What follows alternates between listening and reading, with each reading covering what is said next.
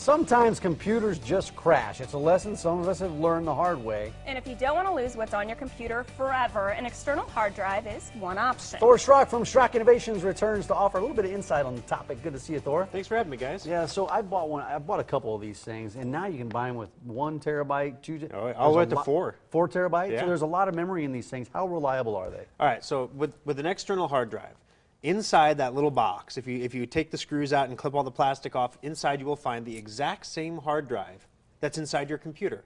It's just another hard drive. So it has all the normal fallibilities of a regular hard drive. But one of the biggest problems that we see, especially among Mac users, is you get that big iMac, you can't just throw an extra hard drive in there. There's no spot for it because it's all built as one unit. And so when people like photographers especially need extra storage in on their iMac, they'll hook up an external hard drive and use that as primary storage. So in other words, I took a picture of somebody's wedding, and I'm going to save it on the external hard drive because I have no space left on my main hard drive. That's where people get in trouble with external hard drives. That's what I do. Yeah, because, I use it as a permanent storage unit. Yeah, and it's fine to do that as long as you have a second external hard drive plugged in, backing that up. Gotcha. Because what happens is external hard drives, inside your computer is the safest place for a hard drive to be. Because the way the computer is built, if the computer tips on its side, if a cat jumps up and knocks your iMac back against the wall or something, it's designed to absorb those kind of blows for the hard drive. External hard drive enclosures can't do that. So just taking that little external hard drive that sits like this on the desk, putting your finger on it and going, and letting it fall over on its side. You don't even have to make the sound, you can just push it. Right. And if it falls over on its side, that's enough to cause the whole drive to fail. What are some other things that can make that drive fail? Oh, power fluctions are a big one. Yesterday we had thunderstorms. I was thinking about you yesterday. I ordered power supplies this morning. I know it's coming. So we know we're going to have a lot of people, but a lot of times the USB enclosures themselves go bad. So in other words, the drive inside is fine, but the USB enclosure is bad. On most of those drives, if it's an end of the world situation, you can open up the enclosure and take the drive out and hook it up to a different computer. Again, not an iMac, but a Power Mac you could. Not a MacBook, but any PC you could. But it's just a Mac thing. Right. I don't hate Macs. I just like to make fun of you for it. Right, because I run all Mac. That's why. That you hook that up to another computer, and then you can usually get the data off. One exception, though, are the Western Digital MyBooks. Those use an on-chip hardware encryption.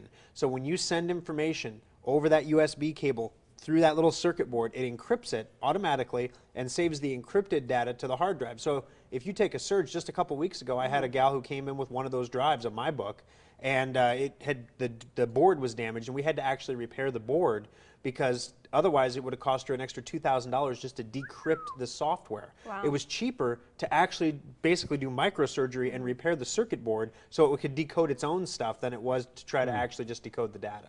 That's incredible. Microsurgery. Right, Yeah. but you were talking about a specific brand, Western Digital, that's one. Yeah, Western Digital is the only one that does the on-chip encryption. Are there different, when it comes to brands, different qualities that these external hard drives have? Absolutely, and I'll try to keep it less than technical, but I'll tell you in the beginning, if you come to us for a data recovery and you say, hey, I need a drive for you to put my data on so I can pick it up, we're always going to give you a Seagate hard drive, always.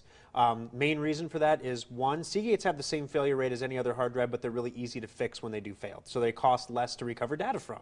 We never use Western Digital because of the on-chip encryption. I would not recommend Western Digital MyBook, passports. The reason they call it a passport, think of, passport's a pretty secure thing, right? Right. That's the whole reason they call it a passport, because it's all encrypted. If someone steals your passport and for some reason cracks it open and takes the drive out, it'll be encrypted. I don't understand why it's important, but you think they just plug it in, and use it. Right. But basically, if somebody takes the drive out, it doesn't work. Toshiba hard drives are usually $10 or $15 cheaper than everything else on the shelf.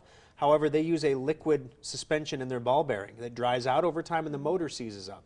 So we have to sometimes they come in for data recovery. We actually have to take a heat gun to them and heat the motor up, and then get it to spin a couple times to mess that little grease around, and then it'll spin long enough to recover the data from. So Seagate's the one we recommend. I try to stay away from Toshiba and Western Digital. So you like Seagates? Seagates are Seagate, that's the one to go to. So if someone does have that little pushover of their hard drive, if it fails, can you in most circumstances get that data back, and what do they need to do? A lot of times, yes. It depends what the drive was doing when it failed. Sometimes when they fall over like that, if a lot of times I make a joke about cats jumping on the table. You'd be surprised how often it happens. Cat jumps up on the table, gets tangled in the cord nest, yanks the drive off when it's running or copying something. That's really bad. If it was just sitting there, not being used at that moment, and then somebody knocked it over, 9 times out of 10 that can be recovered. And we can do that all in our Omaha Service Center, where we actually have a clean room if it gets that serious, where we actually have the DDI4 imager that is good for recovering most drives, as well as firmware editing tools and all the kind of things you just don't see at a normal computer repair shop. That's why we only have it in one service center in Omaha, because it's kind of expensive. It's a few $100,000s to have the right equipment to do this. Yeah, we have a little bit of time. So you're talking about external hard drives, but some people use these cloud-based Yes. storage areas that they use. Yeah. What do you think about those? All right, so here's the deal with the cloud. It was kind of funny. We have 'cause a minute. In a minute. A recent survey came out, and they actually asked, like, man on the street interview, Right. you know, what's the cloud? And 52% of respondents actually thought the cloud involved like a precipitation cloud. Okay. Like, what happens if the wind blows? Does my data go away? You know, Yeah. Oh my. if there's a storm, do I lose my hard drive? But no, the cloud is basically a web server where your information is stored.